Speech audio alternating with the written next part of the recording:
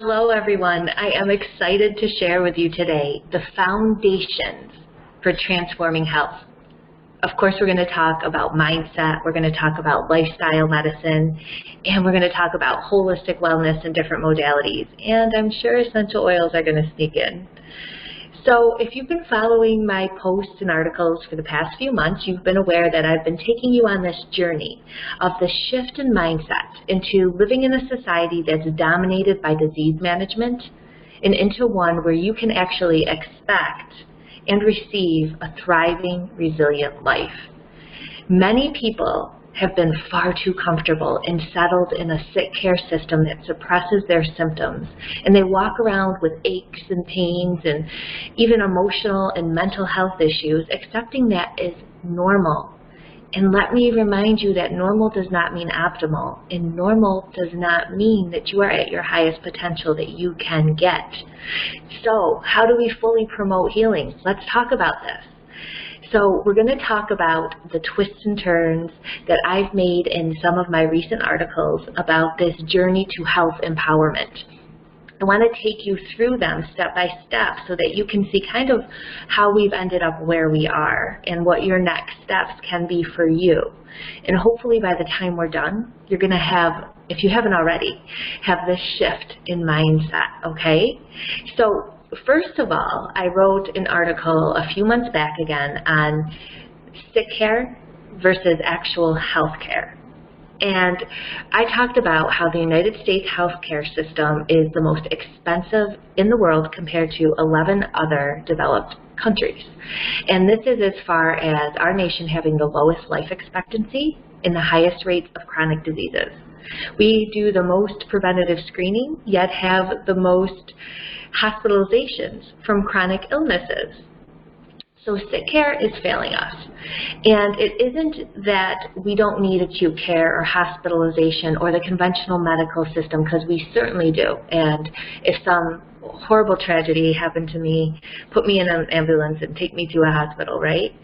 The problem is we're applying these acute management techniques to chronic disease and what wellness really is.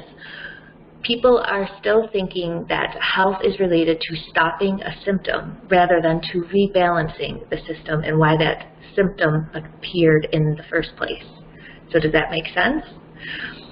See, there's this kind of insanity of symptom suppression that occurs, because what ends up happening is you get one symptom, you suppress it. You don't fix the root cause. You get another symptom, you suppress it. You still don't fix the root cause. What eventually happens, right? Your body gets worn down. It gets basically suppressed so it's not talking anymore.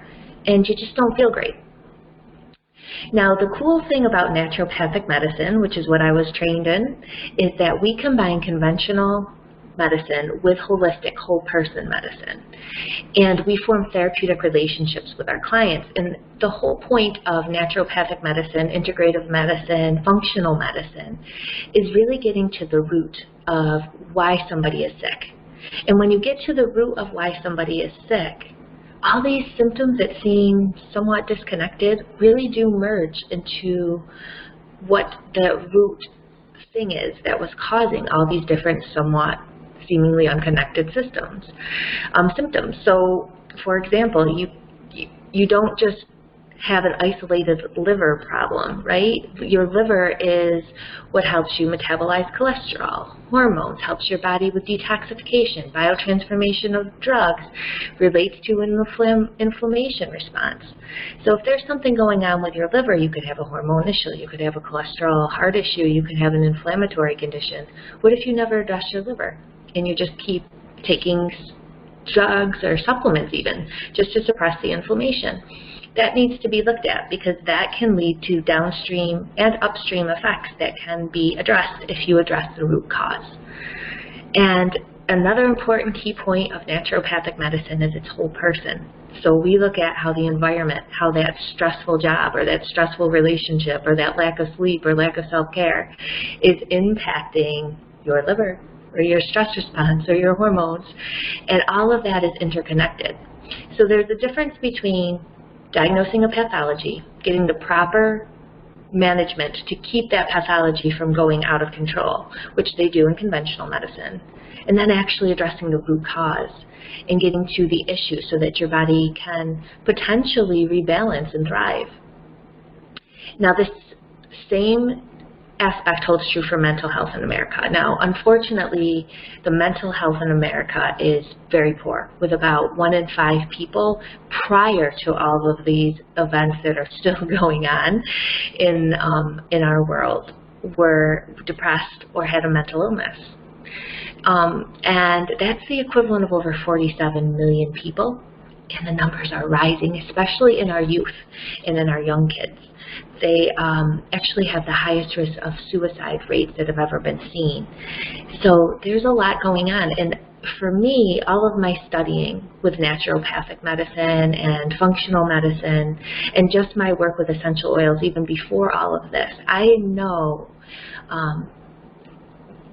to the depths of my heart that the body and brain are very much connected, and that all of these chemicals in our world, all of this stress in our world, all of these changes in our world are impacting not just the emotional health, but our brain health.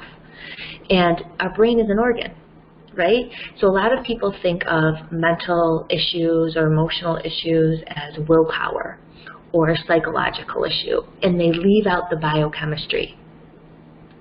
And we know that that is not true, because we know that someone with an anxious brain has a very different MRI imaging or different functioning of their brain than someone who doesn't have anxiety, maybe, or for someone that has depression. They also have a different genetic makeup. They also might handle different stress neurotransmitters a little differently. A lot of people who are anxious, they actually have compounds or they have variants in their genes which make it harder for them to detoxify and get rid of these certain stress neurotransmitters.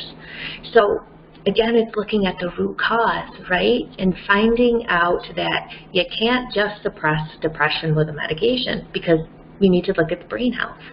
And we need to not just look at lab numbers, right? We do know now that an estimated 60 to 70% of decisions of patient care are based on lab results. And unfortunately, all labs have different reference ranges. They're based on different populations of individuals who aren't actually at their optimal health. They're just taking the average and compiling it. So they're not individualized at all. And it doesn't necessarily make for optimal treatments for the person. So always want to use labs in conjunction with symptomology and what's going on in the body. And we also know that, you know, as far as using medication, whether it be for mental health or whether it be for physical health, these are based on randomized controlled settings, which means they're very controlled. Real world settings for these different interventions of someone on, say, 4 or 5 different medications in a house with 6 kids and crazy work schedule ain't happening in these controlled trials. So sometimes we're not getting the results that we expect from the intervention because we're not testing in real world conditions, right? So this is important to keep in mind, that you are a person and everybody's different, and we need to look at the individual, and we need to look at the root cause. All right, so that's the foundation of health. How do we get to the root cause of what is going on? And we can address that emotionally, and we can address that biochemically, we can address that the physiology of that, all simultaneously. Now, let me just step back here a little bit, because you might be thinking, well, medications, you know, they are very well controlled. What about supplements? What about all these inconsistent things? Because in naturopathic philosophy, we tend to try to use natural means first before we go into more suppressive effects, because we're trying to kind of stir up that vital force, that healing capacity that's within us to rebalance. let's look at why sometimes there's inconsistent supplement studies and why a naturopathic doctor or someone trained in how these supplements actually work in your body, how they interact with different medications and how they interact with each other and foods will get way different results than people who don't know a lot about supplements or are testing them based on this randomized control model of treating a drug or treating a symptom with a drug. You don't necessarily do that. You don't even have that mindset, or I don't have that mindset, or we're not trained with that mindset because we're using these supplements in a way to build up the body rather than to suppress a symptom. So first there's a whole different approach, right? And then when you're testing a nutrient, if you just give one nutrient, that'll imbalance other nutrients. So you might not get optimal effects because you're creating imbalance otherwise. So you want to know what you're doing and what you're balancing and potentially imbalancing. Like you don't give a bunch of zinc without giving some copper. Or you don't give a lot of vitamin D without magnesium and vitamin K. And you might want to boost iron with giving some vitamin C with it. So these different things we know. The other thing is you need cofactors for certain things to work. So if you're testing a supplement or a vitamin, you might need minerals for it to work. Think of magnesium, B6, those are big cofactors. You want to look at the quality of a product. So something over the counter sitting at the health food store is a lot different than what you're going to find at your functional medicine or your integrative doctors or naturopathic doctors dispensary, right? Because those are pharmaceutical grade. They actually third-party tested, and they're only prescribed by practitioners. So you're getting the real deal with the real dose in that. And you don't have to worry about tapering or stuff with online things from your doc.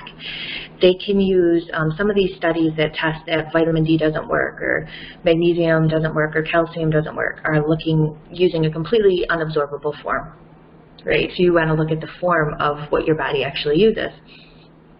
And again, they might not be assessing for these different interactions, okay?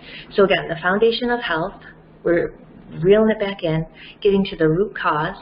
We're looking at what naturopathic and integrative doctors look at and why maybe it's a whole different approach of what you're using to nourish the body versus just to suppress the symptoms and what those tools are. We'll get to essential oils a little later. So let me just talk to you a little bit about the 6 principles of naturopathic medicine, okay? So these are things that are in the back of my mind as I'm working with my clients and what we have taken an oath to subscribe to as we are working with our clients. So we believe that there's a healing power in nature and that there's a self-healing process. Now, let's just take a breath here because there is so much fear out there that we are just walking around time bombs ready to self-destruct at some predetermined time that we have no control over. But really, there's so much more to us than what our tests reveal or what our last checkup says. There's an innate healing power within you, and we see that with different, what they call spontaneous remissions, which we're going to get to too. But just kind of mull over that there's probably this thing that's beyond the physical that lies in every living thing that wants to be well, that actually isn't just going towards disease and decrepency. We talked about getting to the root cause, so our goal is to identify and treat the cause, to not do any harm, first of all, minimize the risk for harmful side effects, and use the least suppressive things first, and respect and work with that person's innate healing, self-healing process. Doctor is going to be the teacher, so we're actually like, I will teach my clients, you know, when this pops up, your body might be saying this to you, and this, you might want to do this to help you out. And then sometimes they don't even need to call me, a lot of times, but you know, after we've been working together for a while, because they'll say, Dr. Sarah, this came up, but I knew you told me to do this, and then it went away, so we're cool. You want to treat the whole person, body, mind, and soul. So I could be doing awesome biochemical manipulation with some of these supplements, but somebody could still have absolutely no self-care, not able to say no at all, and constantly stressed out. We need to look at that because that's going to be an underlying root cause of why they're getting all these symptoms. And no matter what we do with adaptogens or different herbals or essential oils, they're not going to hit that level they want to hit. And then, of course, starting with prevention, because if we can prevent things from happening by doing great things and treating ourselves wonderful and having nurturing relationships and getting sleep, prevention, it's a lot easier to prevent a disease than reverse it once it starts. All right, so another component of all of this is that we have this power through epigenetics, which is this really cool concept that's been getting very popularized. And it's that everybody is has their own hardware. We all come with our own hardware on a computer. But the way that that hardware is read, our software and how efficient it is determined by our lifestyle choices and what we do in life and how we think and our stress and all of that. We can actually make the hardware more effective or cause it to, kind of get a little worn down and a little bit rusted. That's what epigenetics is. So we use these lifestyle factors or supplements or nutrients to actually change how our genes are expressed to optimize their function. So isn't that cool? And they've shown different nutrients do that, different what they call methylation factors. Have you heard of methylation?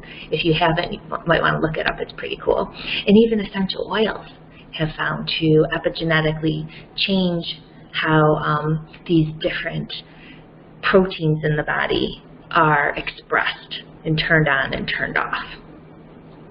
And if we take this to transforming health at the individual level and we bring that out, I had an article on naturopathic medicine on the global scale, bring it into communities, we bring it into erasing some of these biases in medicine and looking at everybody as individuals with different ethnicities, different cultures, respecting that, respecting how they heal, embracing environmental health and how we interact with the planet, how the planet interacts with us.